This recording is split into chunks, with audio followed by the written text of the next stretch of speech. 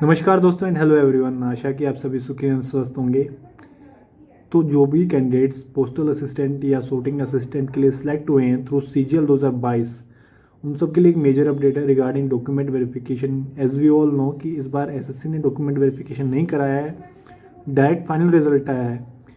तो उस केस में स्पेशल इंस्ट्रक्शन आई हैं जो आपको मिनिस्ट्री ऑफ कम्युनिकेशन की है, डिपार्टमेंट ऑफ पोस्ट की हैं, सभी पोस्टल सर्कल्स को, सभी चीफ पोस्ट मास्टर जनरल को, कि डीवी में क्या बातें ध्यान रखनी है आपको, कैसे डीवी करना है और क्या क्या कंडीशंस आपकी वेरीफाई करेंगे वो जो कैंडिडेट्स की हैं, वो क्या क्या होने वाला है। जो मेन बात होने वाली है वो यही है कि आपका जैसे एसएससी कराता था ना डीवी, उसमें भी काफ़ी चीज़ें चेक होती थी। आपकी डॉक्यूमेंट वेरिफिकेशन जब होता था उसमें आपकी एजुकेशन क्वालिफिकेशन के सर्टिफिकेट चेक होते थे, ठीक है, एंड बाकी आपकी सारी क्राइटेरिया चेक होती थी। आपकी caste certificate, category certificate, OBC, WS, SC, ST, EWS का फाइनेंशियल ईयर क्या रहेगा जिसके लिए वैलिड रहेगा वो, या जिस पे फाइनेंशियल ईयर पे उसका इनकम पे वो सर्टिफिकेट बनेगा वो कौन सा रहेगा, वो सभी दिया हुआ इन्होंने। मेन वो बातें लिखी हुई कि 13 मई 2023 को रिजल्ट आया था, सीजीएल 2022 का एग्ज़ाम है। जल्दी आपका कैंडिडेट्स क्वालिफाइड जो हुए हैं वो डिफरेंट सर्कल में भेज दिए जाएंगे, क्योंकि ऑलरेडी सर्कल लोकेशन के लिए फॉर्म भरे जा रहे हैं आपके। तो डिफरेंट सर्कल में जैसे ही जाएंगे देन आपका कैडर एंड डिवीज़न अलोकेशन होगा। उसके बाद आपका जो भी अलॉट होगा कैडर या डिवीज़न, या फिर जो भी आपका पोस्ट ऑफिस अलॉट होगा, जहाँ पे भी आपकी पोस्टिंग आने वाली है वहाँ से आपके डीवी के लिए अटेस्टेशन फॉर्म वगैरह या प्री अपॉइंटमेंट फॉर्मेलिटीज़ के लिए आपके लेटर आने शुरू हो जाएंगे। Provisional appointment letter kind of thing आने शुरू हो जाएंगे आपके। और जो भी आपको चेक करना है कि आपको क्या क्या चीज़ आपकी चेक होंगी वो इन्होंने लिखा है। तो वो मेनली ये चीफ पोस्ट मास्टर जनरल के लिए है कि वो इनको चेक करेंगे। अब क्या क्या वो चेक करने वाले हैं, जब भी डिवीज़न यूनिट जो जहाँ पे भी आप सेलेक्ट होने वाले हैं तो वो क्या चेक होगा, आपका name of candidate, father name, mother name, जो भी आपने एप्लीकेशन में फिल किया है वो आपके मेट्रिकुलेशन के सर्टिफिकेट के साथ मिलाया जाएगा। यही होता है एसएससी के डीवी में भी, यही होता आया था। अभी एसएससी डीवी नहीं करा रहा 2022 से, तो डिपार्टमेंट भी सेम चीज़ आपकी मैच करेगा। अगर माइनर वेरिएशन है, if the genuineness of the candidate is verified, अगर कैंडिडेट जेन्युइन है तो एफिडेविट लगा के काम चल जाएगा। अगर ज़्यादा वेरिएशन है, पिताजी का नाम लेट्स सपोज रमेश है और वहाँ पे आपका राम लिखा है या फिर श्याम लिखा है, कुछ और डिफरेंट नाम लिखा है, तो डेफिनेटली प्रॉब्लम होने वाली है। रमेश में डबल एच है, डबल एस है, तो ऐसी चीज़ों के लिए आपका एफिडेविट से काम चल जाएगा।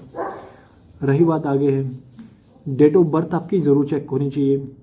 अगर मिसमैच है, कोई भी मिसमैच है डेट ऑफ बर्थ में, तो रिजेक्ट हो जाओगे आप। एजुकेशन क्वालिफिकेशन वाला मेन पॉइंट है इस बार। काफ़ी ऐसे कैंडिडेट हैं जो अपीयरिंग में भर देते हैं, देन मज़े मज़े में वो इस बार उन्होंने अपना प्रेफरेंस भी भरा होगा जो पोस्ट अलोकेशन के लिए है, डिपार्टमेंट अलोकेशन के लिए है, वो फॉर्म भी भरा होगा क्योंकि वो ऑनलाइन आया था, कुछ चेक नहीं होना था। अब उनका तो डेफिनेटली कैंडिडेट रिजेक्ट होने वाला है, जिनका भी क्रूशियल डेट के बाद में रिजल्ट आया है या अपीयरिंग में थे, रिजल्ट आया ही नहीं है। उनके अंदर कैपेबिलिटी थी एग्ज़ाम क्रैक करने की, बट स्टिल नोइंगली उन्होंने, या कुछ एक न हो सकता अननोइंगली, ये पोस्ट ख़राब की है, या तो पीएसए की है या उन्होंने कोई अच्छी पोस्ट ख़राब की है। तो अगर आपका रिजल्ट क्रूशियल डेट के बाद आया है, एजुकेशन क्वालिफिकेशन उसके बाद कंप्लीट हुई हैं, चाहे अपीयरिंग है, तो आपका कैंडिडेचर कैंसिल कर दिया जाएगा।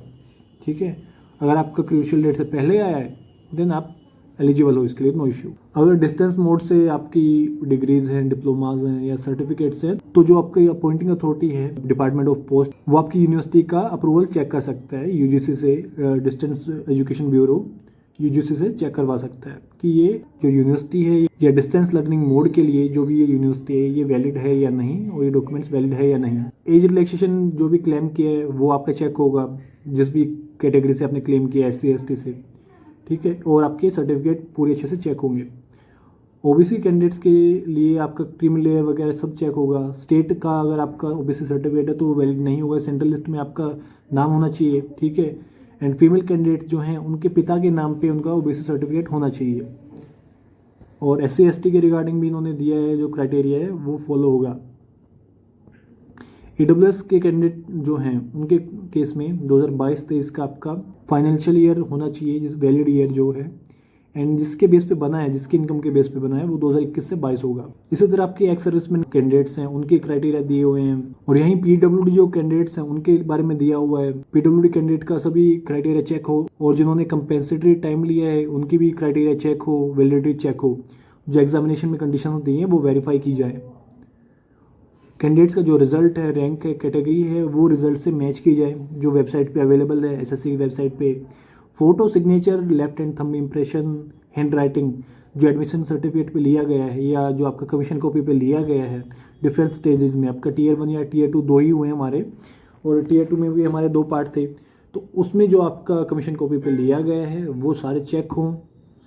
अगर कोई मिसमैच पाया जाता है कैंडिडेट के डोजियर में, इन केस अगर आप फोटो वगैरह वेरीफाई करते हैं जो सीबीटी के टाइम पे लिए गए हैं, टीयर 1 टीयर 2 उसमें स्किल टेस्ट भी हुआ है, ये सभी मैच किए जाने चाहिए। इन केस वो मैच नहीं हो पा रहे हैं, कोई डाउट हो रहा है कैंडिडेट की जेन्युइननेस पे, तो उस केस को CFSL भेजा जाए, सेंट्रल फोरेंसिक साइंस लेबोरेटरी। इस केस में अगर आप जेन्युइन हैं तो आप वेरीफाई हो ही जाओगे इवेंचुअली, बट अगर आप नॉन जेन्युइन हैं तो पकड़े जाओगे भाई, और आपको पता है आप जेन्युइन हो या नॉन जेन्युइन। इन केस अगर आप नॉन जेन्युइन हो तो मैं यही सजेस्ट करूँगा आप DV में जाएं मत।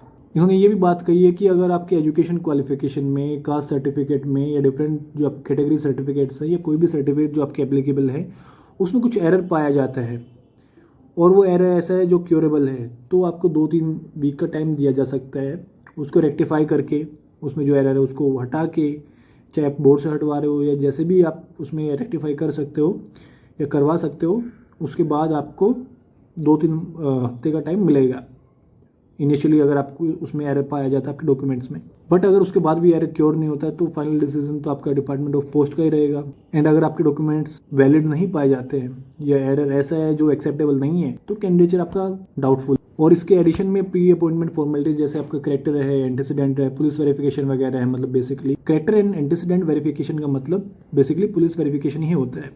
आपका मेडिकल एग्जामिनेशन, ये सारे आपके गवर्नमेंट रूल्स के अकॉर्डिंग चेक किए जाए। अगर कोई कैंडिडेट एक्सटेंशन चाह रहा है तो उसका भी अप्रोप्रिएट रूल के अकॉर्डिंग एक्सटेंशन के लिए कंसिडर किया जाए या नहीं किया जाए वो देखा जाए। देन आगे आता है इन केस अगर कोई कैंडिडेट ऑफर को डिक्लाइन करता है या रिपोर्ट नहीं करता है ड्यूटी पे या कोई रिस्पॉन्स ही नहीं देता है तो उस केस में भी आपका जो डोजियर है वो वापस भेज दिया जाए। जब फाइनल उनको रिमाइंडर भेज दिए जाए या फाइनल जो कैंसिलेशन है उनके कैंडिडेचर का वो भी उनको भेज दिया जाए, तो उसके बाद जो आपके डोजियर हैं वो एसएससी को वापस कर दिए जाएंगे जिसमें आपका ऑफर ऑफ अपॉइंटमेंट होगा इनिशियल, देन बाद में जो रिमाइंडर आए हैं वो भी होंगे, देन फाइनल जो मेमोरेंडर आपको दिया जाएगा कैंसिलेशन के रिगार्डिंग वो भी होगा। पॉइंट नंबर 8 में यही बात है कि डॉक्यूमेंट वेरिफिकेशन और आपका प्री अपॉइंटमेंट फॉर्मेलिटीज़ है वो जल्द से जल्द पूरी की जाए, ज़्यादा टाइम उनको वेट ना करना पड़े कैंडिडेट्स को। एंड इन केस अगर आपका करेक्टर वेरिफिकेशन और एंटीसीडेंट अभी नहीं भी हुआ तो भी आपकी जो प्रोविजनल है अपॉइंटमेंट लेटर वो इशू किए जाए। आपका पुलिस वेरिफिकेशन बाद में होता रहेगा, पुलिस वेरिफिकेशन अपॉइंटमेंट से पहले ज़रूरी नहीं है। अनटिल अनलेस वो किसी ऐसी पोस्ट पे जा रहे हैं जो कि सेंसिटिव है तो वहाँ पे आपका जो करेक्टर वेरिफिकेशन है या पुलिस वेरिफिकेशन वो पहले ज़रूरी होता है, जनरल पोस्ट पे नहीं होता, वो बाद में हो सकता है आपका। अगर कोई कैंडिडेट डॉक्यूमेंट वेरिफिकेशन में फेल होता है तो उनके कैंडिडेचर को कैंसिल किया जा सकता है, अपॉइंटिंग अथॉरिटी के द्वारा उनको कैंसिल किया जा सकता है, उनके कैंडिडेचर को कैंसिल किया जा सकता है। यानी कि डिपार्टमेंट ऑफ पोस्ट अगर किसी कैंडिडेट के कैंडिडेचर में एरर पाता है या डॉक्यूमेंट वेरिफिकेशन में एरर पाता है तो उसको कैंसिल किया जा सकता है उसके कैंडिडेचर को, और उसको वो जॉब नहीं मिलेगी। लास्ट पॉइंट में यही लिखा है कि सर्कल से रिक्वेस्ट की जाती है कि आप जो ये गाइडलाइंस मेंशन है उनको फॉलो करें एंड बाकी प्रोसेस पूरा करें। तो इस वीडियो में बस इतना ही है। आई होप आपको ये वीडियो इन्फॉर्मेटिव लगी होगी एंड समझ आ गई होगी। इनकेस आपको समझ आई है एंड इन्फॉर्मेटिव लगी है तो प्लीज़ लाइक एंड शेयर करें। कमेंट बॉक्स में आप अपने डाउट बता सकते हैं। इनकेस हमने डिस्कस नहीं किए हैं या ऑलरेडी किसी और वीडियो में डिस्कस नहीं किए हैं तो हम आपके डाउट को ज़रूर आंसर करेंगे। टेलीग्राम ग्रुप पे आप ज्वाइन कर सकते हैं, वहाँ पे आपको डिफरेंट मेंबर भी मिलेंगे। CGL 2022 के PSA के टेलीग्राम ग्रुप का लिंक दे देंगे हम, जहाँ पे मैं खुद एक मेंबर हूँ क्योंकि मेरा सिलेक्शन PSA 2022 CGL से हुआ है एंड वहाँ पे मैं एडमिन नहीं हूँ, तो वहाँ पे आप ज्वाइन कर सकते हैं, काफ़ी हेल्प मिलेगी आपको। एंड आई होप आपने ज्वाइन ऑलरेडी कर रखा होगा। तो इस वीडियो में बस इतना ही, मिलते हैं किसी नेक्स्ट वीडियो में। Till then stay safe, stay healthy, bye bye, धन्यवाद, जय हिंद, जय भारत।